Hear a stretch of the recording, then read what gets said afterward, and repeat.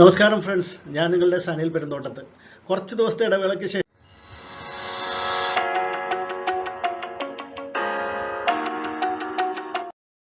ലേമറിറ്റ് exports limited ഈ company 2003 ആരംഭിക്കുന്ന സമയത്ത് ഡിദ്വാനിയ യാൺ എക്സ്പോർട്സ് പ്രൈവറ്റ് ലിമിറ്റഡ് എന്നുള്ള പേരിലായിരുന്നു തുടങ്ങിയത്. പിന്നീടാണ് പേര് ഇങ്ങനെ ലേമറിറ്റ് എക്സ്പോർട്സ് ലിമിറ്റഡ് എന്നുള്ള പേരിലേക്ക് മാറുന്നത്.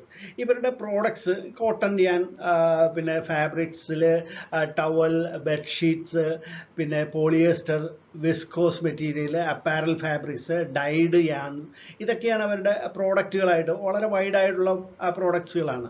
അപ്പോൾ ഇത് കൂടാതെ കമ്പനിക്ക് 2 സബ്സിഡിയറി കമ്പനികൾ കൂടിയുണ്ട്. ലേമറിറ്റ് ഫിലമെന്റ് പ്രൈവറ്റ് ലിമിറ്റഡും ലേമറിറ്റ് ലക്ഷ്മി സ്പിന്നിങ് പ്രൈവറ്റ് ലിമിറ്റഡ് എന്ന് പറയുന്ന 2 സബ്സിഡിയറി കമ്പനികൾ കൂടി ഇതിനുണ്ട്. കമ്പനിയുടെ ബിസിനസ്സിനെ നമുക്ക് 3ആയിട്ട് തിരിക്കാം. ഒന്ന് നൂലുൽപാദനം, യാണിൻ്റെ മാനുഫാക്ചറിങ്, അതുകൂടാതെ അതിൻ്റെ ട്രേഡിങ്, പിന്നെ മൂന്നാമതായിട്ട് ഫിനിഷ്ഡ് ഫാബ്രിക്സിൻ്റെ വിൽപ്പന. അപ്പോൾ ഇത്തരത്തിലുള്ള 3 ബിസിനസ്സുകളാണ് അവരുടെ പ്രധാനമായിട്ട് കമ്പനി ചെയ്യുന്നത്.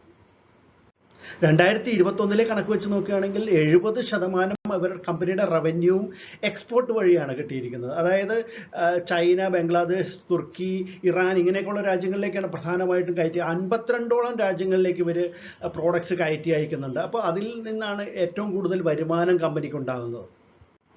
ലേമറിറ്റ് എന്നുള്ള ഈ കമ്പനിയെ ഒരു 3 സ്റ്റാർ എക്സ്പോർട്ട് ഹൗസ് ആയിട്ടാണ് കരുതപ്പെട്ടിരിക്കുന്നത്. അതായത് ഇതൊരു കുഞ്ഞൻ കമ്പനിയാണല്ലോ, SME കമ്പനിയാണല്ലോ. അപ്പോൾ 5 സ്റ്റാർ ഒന്നുമല്ല, 3 സ്റ്റാർ എക്സ്പോർട്ട് ഹൗസ് ആയിട്ടാണ്. ഇതിന് 20,000 മെട്രിക് ടണ്ണാണ് ഇവരുടെ പ്രൊഡക്ഷൻ പ്രതിവർഷം.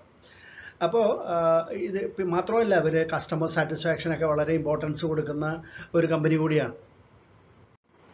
ഇനി കമ്പനിയുടെ പ്രൊമോട്ടേഴ്സിനെ കുറിച്ച് പറയുകയാണെങ്കിൽ അഭിഷേക് ലാത്ത് എന്ന വ്യക്തിയാണ് പ്രധാന പ്രൊമോട്ടർ. അതുകൂടാതെ ഉമാശങ്കർ ലാത്ത്, അഭിഷേക് ലാത്തിൻ്റെ ചിത്രമാണ് അവിടെ കൊടുത്തിരിക്കുന്നത്. അപ്പോൾ ഇതിൻ്റെ കോമ്പറ്റീറ്റേഴ്സ് അല്ലെ പിയർ കമ്പനികളായിട്ട് പറയുകയാണെങ്കിൽ ലിസ്റ്റഡ് കമ്പനികളെ നോക്കുകയാണെങ്കിൽ Ambika cotton, Pashupati Cotspin, Siva Texyarn, Sambandam spinning, Precot mills, KPR mills എന്നിങ്ങനെയുള്ള കമ്പനികളാണ് ഇതിൻ്റെ പ്രധാനപ്പെട്ട പിയർ കമ്പനികളായിട്ട് പറയുന്നത്. പക്ഷേ ഇത് ഒന്നിനൊന്ന് താരതമ്യം ചെയ്യാനൊന്നും പറ്റില്ല. പല വലിപ്പത്തിലുള്ള കമ്പനികളായതുകൊണ്ട് അത് നോക്കിയിട്ട് കാര്യമില്ല എന്നാണ് എൻ്റെ ഒരു വിശ്വാസം.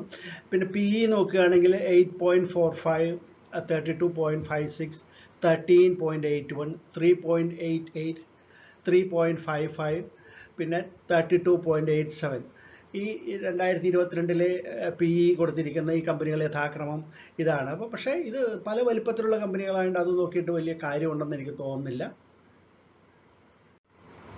2021 വാല്യുവേഷൻ നോക്കുകയാണെങ്കിൽ EPS 4 രൂപ 13 പൈസയായിട്ടാണ് കാണുന്നത്. അതിൻ്റെ പ്രീ ഇഷ്യൂവിന് തൊട്ട് മുമ്പുള്ള PE റേഷ്യോ 18.16 ഉണ്ട്.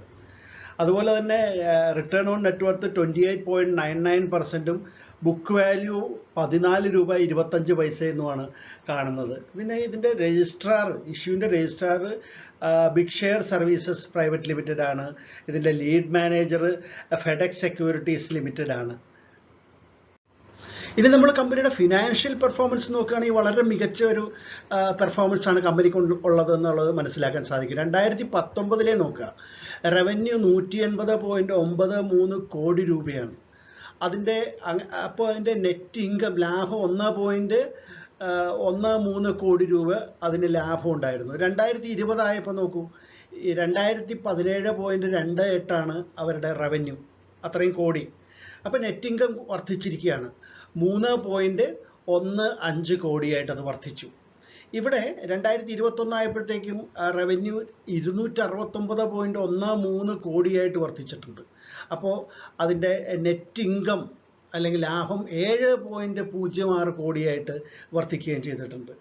ഈ കാണുന്നത് അർദ്ധവാർഷിക കണക്കാണ്, 2022 പകുതി വർഷത്തെ കണക്കാണ്. അവിടെ റവന്യൂ കാണുന്നത് 213.85 കോടിയാണ്. അപ്പോൾ നെറ്റ് ഇൻകം അതുവരെ 6 മാസത്തെ കണക്ക് വെച്ച് നോക്കുകയാണെങ്കിൽ പോലും 11.18 ഇവിടെ കാണുന്നത് അതിൻ്റെ ഇൻകമായിട്ട്. അപ്പോൾ മികച്ച ഒരു ട്രാക്ക് റെക്കോർഡാണ് കാണുന്നത് കമ്പനിക്ക്. അതിൻ്റെ എക്സ്പോർട്ടും എല്ലാം തന്നെ വളരെ മികച്ച രീതിയിലാണ് ഇപ്പോൾ പോയിക്കൊണ്ടിരിക്കുന്നത്. അപ്പോൾ എന്തായാലും നല്ലൊരു കമ്പനിയായിട്ട് തന്നെ ഇതിനെ ഒറ്റനോട്ടത്തിൽ നമുക്ക് മനസ്സിലാക്കാനായിട്ട് സാധിക്കും. നമുക്കിനി SME കമ്പനിയുടെ ഇഷ്യൂ ഡീറ്റെയിൽസ് ഒറ്റ നോട്ടത്തിലൊന്ന് പരിശോധിക്കാം. ഏപ്രിൽ 25 മുതൽ 28 വരെയാണ് ഇഷ്യൂ ഓപ്പൺ ആയിരിക്കുന്നത്. പ്രൈസ് ബാൻഡ് ഇല്ല, ഇതിന് ഫിക്സഡ് പ്രൈസ് ആണ്. ഒരു ഷെയറിന് 75 രൂപയാണ്, 75 റുപ്പീസ്. 64 lakhs ആണ് ഷെയർസ് ഇവർ സെല്ല് ചെയ്യുന്നത്. അതായത് എല്ലാം ഫ്രഷാണ്, FPO ഒന്നുമില്ല, ഓഫർ ഫോർ സെയിൽ ഒന്നുമില്ല. അപ്പോൾ ടോട്ടൽ ഇഷ്യൂ സൈസ് എന്ന് പറയുന്നത് 48 കോടി രൂപയാണ്. 10 രൂപയാണ് ഒരു ഷെയറിൻ്റെ വില. പിന്നെ നമുക്കറിയാമല്ലോ SME ആകുമ്പോഴുള്ള ഒരു പ്രോബ്ലം, ഇതിന് മാർക്കറ്റ് ലോട്ട് എന്ന് പറയുന്ന ഒരു കാര്യമുണ്ട്. അതായത് മിനിമം 1600 ഓഹരികൾ വേണം ഈ കമ്പനിയുടെ അപ്ലൈ ചെയ്യാനായിട്ട്. അതിൽ കുറവ് കൂടുതലും പറ്റില്ല. മിനിമവും മാക്സിമവും ഒന്ന് തന്നെയാണ്. 1600 ഓഹരികൾ ആണ് നമുക്ക് അപ്ലൈ ചെയ്യാൻ പറ്റുള്ളൂ. റീറ്റെയിലേഴ്സിന് 50% ഓഹരികളും റീറ്റെയിലേഴ്സിനാണ് കൊടുക്കുന്നത്. പിന്നെ ഇത് ലിസ്റ്റ് ചെയ്ത് വരുമ്പോൾ ട്രേഡ് ചെയ്യുമ്പോഴും 1600 1600 ഗുണിതങ്ങളായിട്ട് ബൈ ചെയ്യാനും സെല്ല് ചെയ്യാനും ഒക്കെ സാധിക്കുകയുള്ളൂ എന്നുള്ളതാണ് SME ഓഹരികളുടെ ഒരു പ്രത്യേകത. ഞാൻ എപ്പോഴും പറയാറുള്ളതാണല്ലോ. പിന്നെ NSEയുടെ എമർജ് എന്നുള്ള പ്ലാറ്റ്ഫോമിലാണ് ഇത്, SMEകളുടെ പ്രത്യേക പ്ലാറ്റ്ഫോമിലായിരിക്കും ഇത് ലിസ്റ്റ് ചെയ്യുന്നത്. അപ്പോൾ ഈ കമ്പനിയെക്കുറിച്ച് പറയുമ്പോൾ ഇതിൻ്റെ എക്സ്പോർട്ട് വഴിയാണ് ഇവരുടെ റവന്യൂ കിട്ടുന്നത്. 2019 മുതൽ 20, 21 ഈ വർഷങ്ങളിലെല്ലാം ഈ കോവിഡ് കാലത്ത് പോലും വളരെ നേട്ടമാണ് ഇവർ ഉണ്ടാക്കിയിരിക്കുന്നതായിട്ട് കാണുന്നത് എക്സ്പോർട്ട് വഴി.